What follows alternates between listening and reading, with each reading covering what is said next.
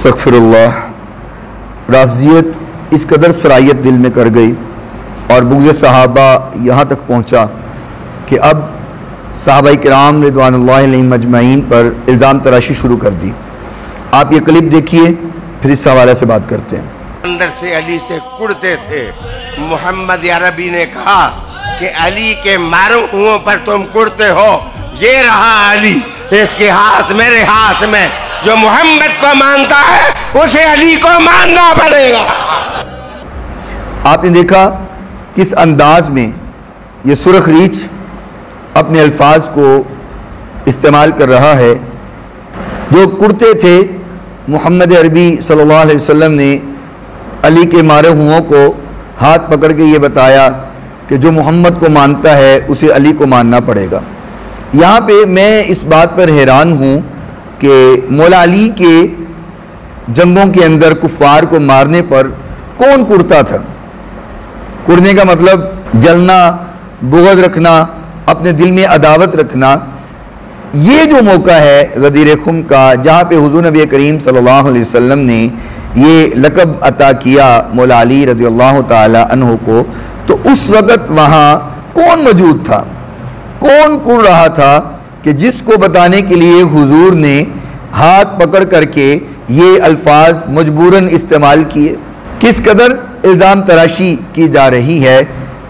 ہاں یہ ضرور ہے کہ حضور نبی کریم صلی اللہ علیہ وسلم نے یہ لقب عطا کیا مولا علی کو کہ من کنت مولاہ فہذا علی مولا، کہ جس کا میں مولا اس کا علی مولا۔ تو یہ ایک لقب ہے، یہ ایک درجہ ہے، یہ ایک مقام ہے جو حضور نے عطا کر دیا۔ اب اس کے پس منظر میں یہ کہنا کہ اس سے کڑتے تھے، اب وہ کڑنے والے کون ہیں؟ اگر یہ اشارہ صحابہ کی طرف ہے تو اس سے بڑھ کے بغض اور کیا ہو سکتا ہے؟ اور اگر اس سے مراد منافقین ہیں تو منافقین کو یہ بات بتانے کی ضرورت نہیں ہے، کیونکہ حضور نے جب یہ کہہ دیا کہ جس کا جو مجھے مانتا ہے وہ علی کو بھی مانے گا، تو منافقین کو کہنے کی ضرورت تو نہیں ہے۔ یہ تو ایک مقام عطا کیا حضور نے۔ یہ ایسے ہی ہے جیسے کہ حضرت عثمان غنی رضی اللہ تعالی عنہ کو حضور نے فرمایا کہ عثمان جنتی ہے، عثمان آج کے بعد کوئی نیکی نہ کرے جنتی ہے۔ تو اس کا یہ مطلب تو نہیں ہے کہ سیدنا عثمان غنی رضی اللہ تعالیٰ عنہ کو جنت کا سرٹیفکیٹ دیا تو کوئی اور صحابی جنت میں نہیں جائے گا۔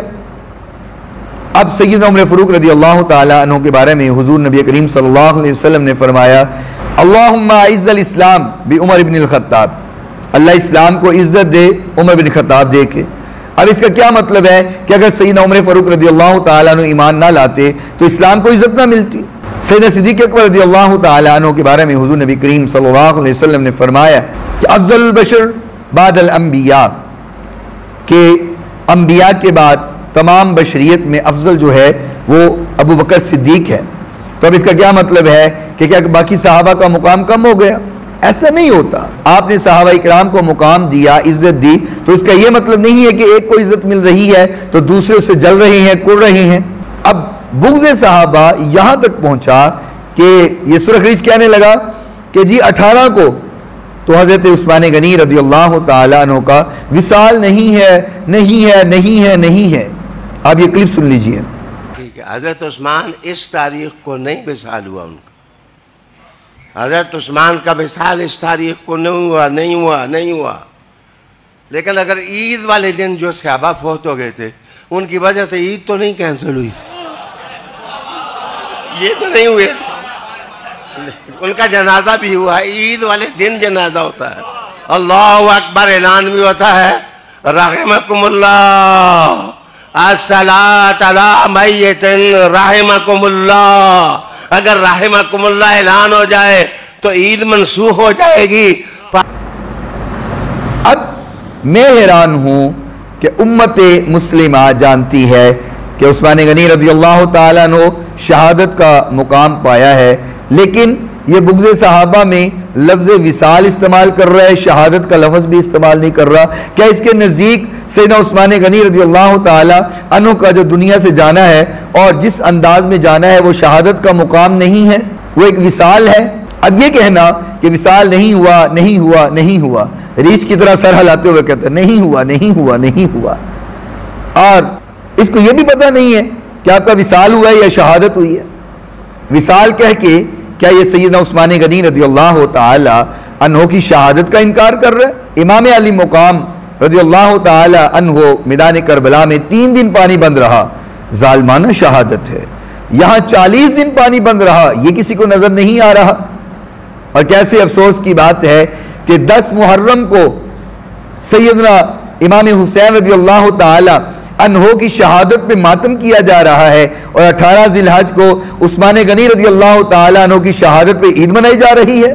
کیسے افسوس کی بات ہے۔ اور پھر یہ سرخ ریچھ نے جو جملہ بولا، آپ پہلے اس کو سماعت کیجئے۔ لیکن اگر عید والے دن جو صحابہ فوت ہو گئے تھے، ان کی وجہ سے عید تو نہیں کینسل ہوئی، یہ تو نہیں ہوئے، ان کا جنازہ بھی ہوا ہے، عید والے دن جنازہ ہوتا ہے، اللہ اکبر اعلان بھی ہوتا ہے، رحمکم اللہ الصلاۃ علی میت رحمکم اللہ۔ اگر رحمکم اللہ اعلان ہو جائے تو عید منسوخ ہو جائے گی۔ کیسی دلیری کے ساتھ اس نے یہ جملہ بولا کہ اگر عید والے دن صحابہ فوت ہو جائیں، صحابہ شہید ہو جائیں تو عید کینسل تو نہیں نہ ہو جاتی۔ یعنی یہ کہنا چاہ رہا ہے کہ پہلی بات ہے کہ 18 ذی الحج کو حضرت عثمان شہید نہیں ہوئے، اور اگر شہید ہوئے بھی ہیں تو کیا عید کینسل تو نہیں نہ ہو جاتی۔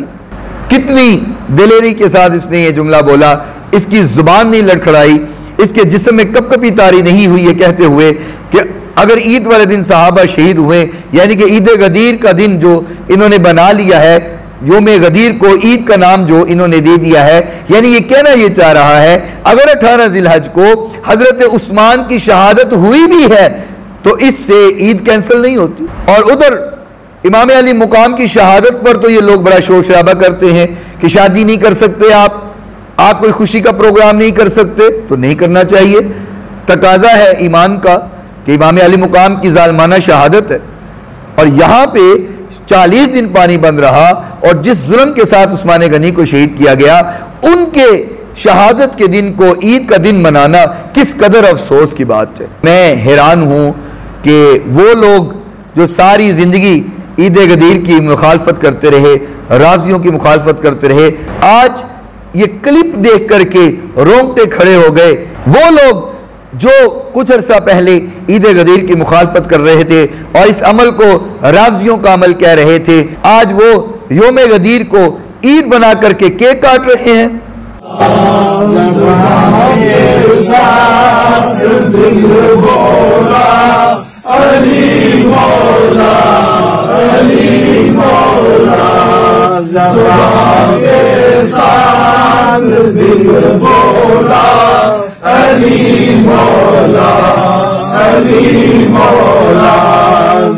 یہ عرفان شاہ کو آپ نے دیکھ لیا کہ آج کیک کاٹتا ہوا نظر آ رہا ہے، جو پہلے عید غدیر کا انکار کرتا تھا اور مخالفت کرتا تھا۔ رافضیت اس قدر سرایت کر گئی کہ سیدنا عثمان غنی رضی اللہ تعالی عنہ کی شہادت ان کو بھول گئی اور عید منانے میں لگ گئے۔ کچھ عرصہ پہلے یہ صرف رافضی لوگ عید کا دن مناتے تھے، وہ لوگ جو پہلے اس دن کو عید کا نام دینا رافضیوں کا عمل کہہ رہے تھے، آج سنیوں کے اندر موجود نیم رافضی ملا بھی اس عمل کو شروع کرنے لگ گئے۔ آج میں نے واٹس ایپ پہ ایک سٹیٹس لگایا کہ 10 محرم کو ماتم کرنے والے 18 ذی الحج کو عید منا رہے ہیں، مسئلہ بغض صحابہ کا ہے۔ بہت سارے لوگوں کو تکلیف ہوئی کہ آپ نے یہ سٹیٹس کیوں لگایا ہے، ہماری دل آزاری ہو رہی ہے۔ تو مجھے کم از کم یہ ضرور پتہ چل گیا لسٹ میں کتنے لوگ رافضی ذہن کے ہیں اور کتنے سنی ذہن کے ہیں۔ اندازہ ہو گیا کہ آج کا دن جو 18 ذی الحج شہادت سیدنا عثمان غنی رضی اللہ تعالی عنہ کا دن ہے، اس کو عید بنا کر صحابہ کرام کے ساتھ کس قدر دل کے اندر بغض کو پالا جا رہا ہے۔ جاگ جاؤ سنیو، جاگ جاؤ۔ یہ ہماری صفوں کے اندر جو نیم رافضی ملا مل گئے ہیں، آ کر بیٹھ کر ہمارے مسلک کا شرازہ بکھیر رہے ہیں۔ بچ جاؤ، جاگ جاؤ اور ہوش کے ناخن لو۔ ایسے لوگوں سے اپنا ایمان بھی بچاؤ، اپنا عقیدہ بھی بچاؤ اور اپنے نذرانے بھی بچاؤ۔ تمام اہل اسلام سے درخواست ہے کہ چینل کو سبسکرائب بھی کریں، ویڈیو کو لائک بھی کریں، اپنے خیالات کا اظہار کومنٹ کی صورت میں کریں، اور اس ویڈیو کو زیادہ سے زیادہ شیئر کریں تاکہ ایسے نیم رافضی ملاؤں سے سنی اپنے عقیدے کو محفوظ رکھ سکیں۔ والسلام علیکم ورحمۃ اللہ وبرکاتہ۔